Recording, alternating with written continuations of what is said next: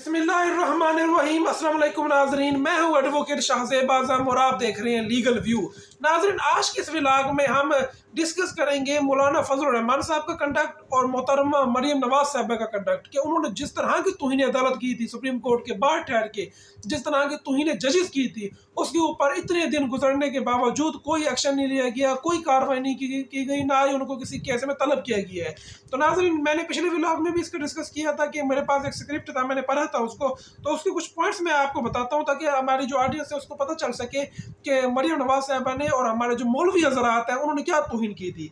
तो नाज़रीन, सबसे पहले जो मरियम नवाज साहबा थी, उन्होंने चीफ जस्टिस के ऊपर इल्ज़ाम लगाया था। पहले तो उनका फैमिली बैकग्राउंड बताया था, फिर उसके ऊपर इल्ज़ाम लगाया था कि जस्टिस साहब जो है उनकी नीयत ठीक नहीं है। और हवाला तो देती हैं जस्टिस मुनीर का, लेकिन हवाला देते हैं जस्टिस कार्लिनियस का और जो फॉलो करते हैं जस्टिस मुनीर को।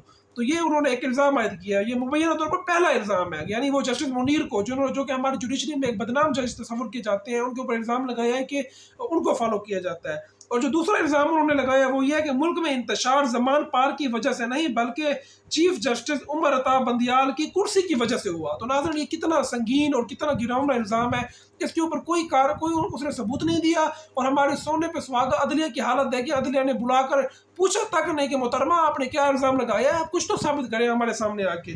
तो जो ये इसका दूसरा इल्ज़ाम है। और जो तीसरा इल्ज़ाम है, जो सबसे खतरनाक इल्ज़ाम है मरियम नवाज साहबा ने लगाया है, वो ये है कि बंदियाल ने तौहीन अदालत की है और बंदियाल पंजाब असम्बली तोड़ने के पीछे जनरल बाजवा, आरिफ अलवी, इमरान खान और सबसे घिनौना किरदार चीफ जस्टिस आरिफ अलवी का था।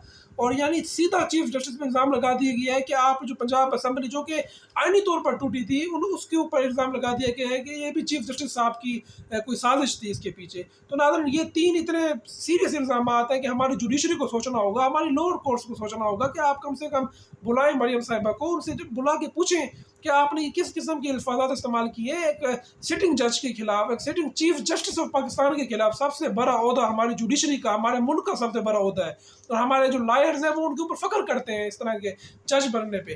तो उनको इस तरह से बदनाम किया जा रहा है। हमारी जुडिशरी की जो रिस्पेक्ट है उसको तो सरेआम एक तरह से हम कह सकते हैं कि बाजार में दिखाया जा रहा है, तमाम लोगों के सामने दिखाया जा रहा है और कोई इदारा, सारे इदारे बेबस हैं, कोई इदारा कोई कार्रवाई नहीं कर रहा। और इसके अलावा जो मौलवी साहब है फजल रहमान साहब, तो उन्होंने जो फरमाया है वो ये फरमाया है कि अभी जो इलेक्शन कमीशन के केस की समाअत हुई थी वो बंदियाल साहब ने एक हफ्ते के लिए मुलतवी कर दी थी।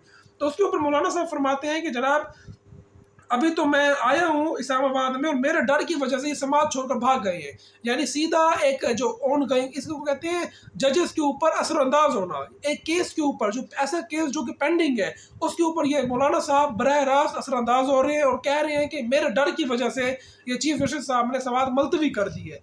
तो नाज़रीन, इस वक्त ये हमारे पाकिस्तान की सूरत हाल है और ये हमारा मुल्क किस सिमत में जा रहा है ये तो हमारी आवाम देखेगी। हमारे इदारों को सोचना होगा कि हमारे इदारे क्या करते हैं। और जो हमारा दूसरा टॉपिक है वो ये है कि मौलाना साहब जो अपने आप को सो कॉल मौलाना कहते हैं, उन्होंने, मुझे नहीं पता कि वो मौलाना अपने नाम के साथ लगाते हैं, लेकिन मैं उनको नहीं जानता कि उन्होंने ऐसा क्या, उन्होंने कोई रिसर्च की हो या अच्छा तो ना मैंने उनकी कोई किताब पढ़ी है आज तक या उन्होंने कोई किताब लिखी हुई हो।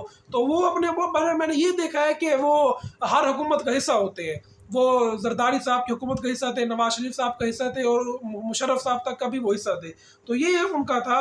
तो अभी कुछ अर्सा पहले ख़वातीन के बारे में बड़ी उन्होंने एक ज़बान इस्तेमाल की थी कि तहरीक इंसाफ की ख़वातीन के बारे में कि ये जो तितलियाँ आती हैं, मैंने ज़मीन इतनी गर्म कर देनी है कि इनके जो नाजुक तलवे हैं वो जल जाएंगे और इनके पर जो हैं वो कट जाएंगे। तो नाज़रीन, ये मुबैना तौर पर ये समझा जा रहा था कि ये ख़वातीन के बारे में उन्होंने ज़बान इस्तेमाल की थी।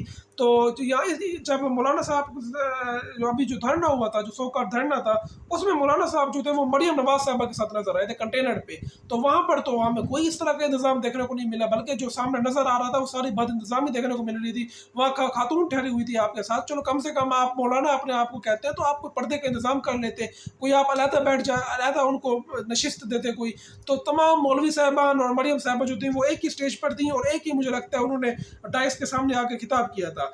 तो वहाँ पर उनका कोई स्पेशल कोई अलग इंतजाम नहीं था। यानी ये चीज़ क्या ज़ाहिर करती है कि मौलाना साहब जो है उनके फतवे, उनके जो बयानात हैं वो तहरीक इंसाफ के लिए तो अलग है, लेकिन यहाँ जो दूसरी मरियम नवाज साहब है उनके ऊपर कोई चीज़ अप्लाई नहीं होती मौलाना साहब की। यही मौलाना साहब थे कि हमारे बड़े हमें बताते हैं कि कहते थे कि औरत की हुक्मरानी नाजायज़ है। ہم بے نظیر کی حکومت کو نہیں مانتے. یہی مولانا صاحب اس وقت کہتے تھے جب بے نظیر صاحبہ کے ساتھ ان کا کوئی کنفلکٹ چل رہا تھا. لیکن اب جو ہے اقتدار کی جنگ جو ہے وہ مریم صاحبہ کے ساتھ لڑی جا رہی ہے.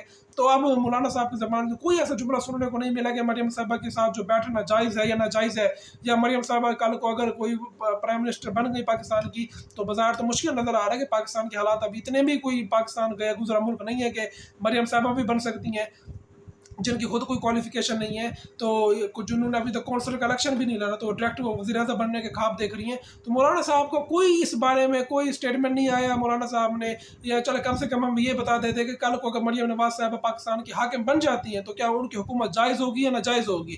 تو مولانا صاحب کو بتانا چاہیے تھا ہمیں, لیکن مولانا صاحب جو ہے بالکل خاموشی اختیار کی ہوئے اس کے اوپر, اور ابھی مولانا صاحب کی ساری توجہ جو ہے وہ تحریک انصاف کے اوپر مرکوز ہے. تو ان کے جتنے بھی بیانات آتے ہیں, جتنے بھی ان کی جو اس طرح کی چیزیں آتی ہیں وہ اس تک صرف تحریک انصاف تک کی ان کی ویلیڈیٹی ہے. تو یہ اب صورتحال ہے. ہماری جو عدلیہ ہے انہوں نے اس تمام تر ڈرامے, اس تمام تر یہ جو گالیاں دی گئی تھی چیف جسٹس صاحب کو, ابھی تک عدلیہ نے کوئی نوٹس نہیں لیا. میں بار بار کہتا ہوں کہ عمران خان کو آپ نے بلا لیا تھا زیب چودھری والے کیس میں. میں یہ نہیں کہتا کہ عمران خان نے کوئی اچھی اس میں بات کی تھی, عمران خان نے بھی کی ہوگی, اس نے معافی مانگی اور وہ وہاں گیا, وہاں پہ گئے خان صاحب, انہوں نے جا کے جج صاحبہ سے باقاعدہ معذرت کی. تو انہوں نے ایک سمبولک طور پر انہوں نے شو کر دیا تھا اپنی ٹینشن کہ میں عدلیہ کی عزت کرتا ہوں. تو یہاں پر کیا سمبولک, نہ سمبولک کو چھوڑے ایک ورڈ تک نہیں کہا گیا کہ ہم عدلیہ کی عزت کرتے ہیں یا عدلیہ کے فیصلوں کا ہم احترام کرتے ہیں. تو یہ اس وقت صورتحال ہے. اور سونے پہ سہاگا میں پہلے کہہ چکا ہوں کہ ہماری عدلیہ نے بھی کوئی نوٹس نہیں لیا ہوا. کم سے کم ہماری عدلیہ بلا لے, چلیں آپ شو کاز نوٹس نہ صحیح ایک سمپل نوٹس تو دے دیں. اور اس کا فرق بھی میں نے آپ کو بتایا تھا کہ شو کاز سے مراد یہ ہوتا ہے کہ آپ کسی کو پرسنل میں بلاتے ہیں, اور سمپل نوٹس سے مراد یہ ہے کہ آپ جواب طلب کرتے ہیں, کارروائی شروع ہو جاتی ہے. یہ پتہ چلتا ہے کہ عدلیہ جو ہے وہ ہماری جاگ رہی ہے. عدلیہ جو ہے وہ توہین عدالت کا قانون, ہمارا آئین کا آرٹیکل 204 ابھی تک بھی وہ ویلڈ ہے ابھی تک. آرٹیکل 204 یہ غالباً توہین عدالت کے متعلق, جس میں وہ ججز کی توہین کا بھی لکھا ہوا ہے اور اس میں جو سزا ہے وہ بھی دی گئی ہے. تو وہ جو آرٹیکل 204 ہے وہ مجھے لگتا ہے ابھی تک اس کا کوئی استعمال نہیں ہو رہا ہماری عدلیہ کی طرف سے, اور نہ ہی ہماری عدلیہ نے کوئی شو کاز نوٹس جاری کی ہے. تو دیکھتے ہیں کہ ہماری عدلیہ اس کے اوپر نوٹس لیتی ہے یا نہیں لیتی, تو ہم اس کو مزید ڈسکس کریں گے. مجھے میری اگلی ویڈیو تک کے لیے اجازت دیجیے. اللہ حافظ.